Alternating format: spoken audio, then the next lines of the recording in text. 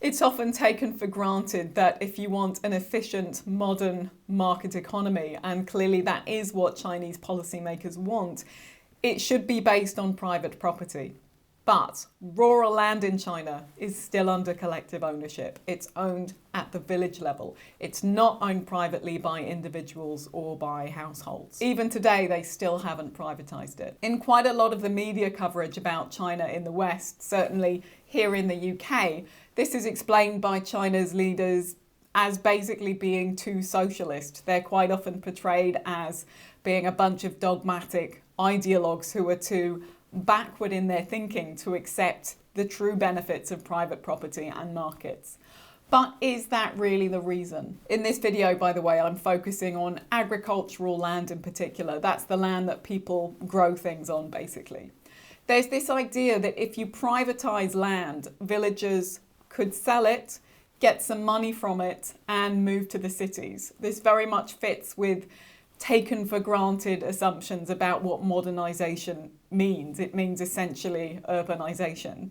But in China, even after the market reforms kicked off in the late 1970s and policymakers decided that they wanted to start moving towards a market economy and integrating with global markets, they dismantled the massive communist-style communal farms, the people's communes. But they still didn't go as far as privatizing the rural land. Instead, in the countryside, they set up something called the household responsibility system. Each household got given their own plot of land that they could manage their own production on, and they could sell what they produced.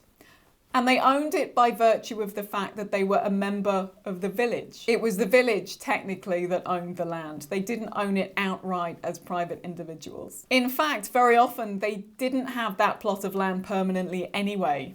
Every few years, the village heads would redistribute the plots of land among the different households. This way, as families changed in size, so if people were born into a family or people died or married outside the village, then they would be given a larger or smaller plot of land. And this meant that land per person in the village stayed fairly equal. And crucially, because the land was collectively owned, household members couldn't sell it on the market to someone else, and they couldn't mortgage it. There are real practical drawbacks with the household responsibility system. One major one is that as land is divided up into small household plots, that makes mechanization quite difficult.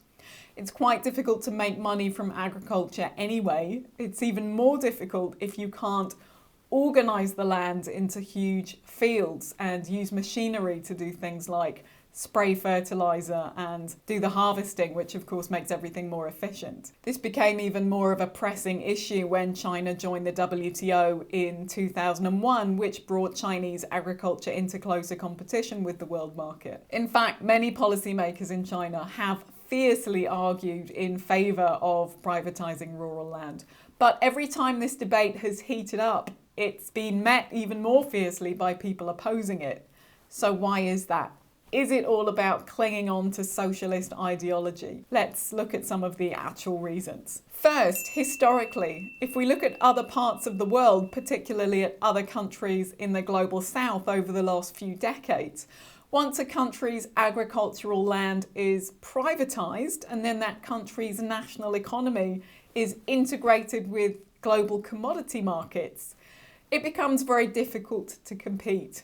And it's particularly difficult to compete with major industrialized economies which have massive mechanized farms like the United States. As a result, vast numbers of people in the global south wound up losing their farms, their land, their means of livelihood, and many have fallen into destitution. This is what the sociologist Farshad Araghi called the great global enclosure of our times. It's contributed to poverty and also to slums around major cities in many of these countries. Chinese opponents of land privatization would often point to the slums in places like Brazil and India and say, let's not go down that road.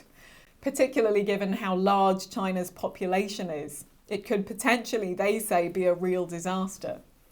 As a result, we haven't really seen these same processes happen in China. Collective land rights have actually acted like a major social safety net for the population. If people fall into debt, they don't lose their land because they don't stop being members of the village. Having said all that, it is certainly the case that in China for several decades, many villagers, in fact millions of villagers, have been losing their land, often illegally through corrupt land deals. And to be fair, some people arguing in favour of private property rights have said that this would be better to protect those households from these corrupt deals. But it's not entirely clear that this is the case, because many people have also made the opposite argument. In other words, that it would be actually easier for corrupt officials to take advantage of individual private households to get their land off them than it would to get the land off the whole village. This is probably the case, though as I said, it has still been going on at a huge scale, and that's a topic for another video. Second, while many people across the global south lost their agricultural land, this also led to the devastation of national agricultures. So countries became reliant on imported grain. And this is definitely something that Chinese policymakers want to avoid.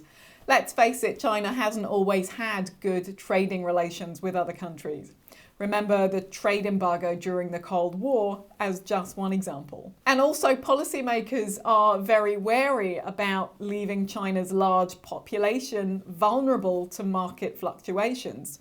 This means that being able to grow their own food is a major national security issue. That said though, this doesn't mean that everyone's happy keeping the small-scale agriculture of the household responsibility system. They certainly aren't. There have been all kinds of reforms to Chinese agricultural land organisation over the last couple of decades, but still no actual privatization, and debates about how to organise it are still very much going on. And I'll just end by saying that rather than being some kind of holdover from a backwards communist society, the rural collective land rights in China actually played a major role in helping out overseas corporations investing in Chinese export zones. In other words, they actually made a huge contribution to global capitalism. I'll explain why in the next video. Thank you for watching.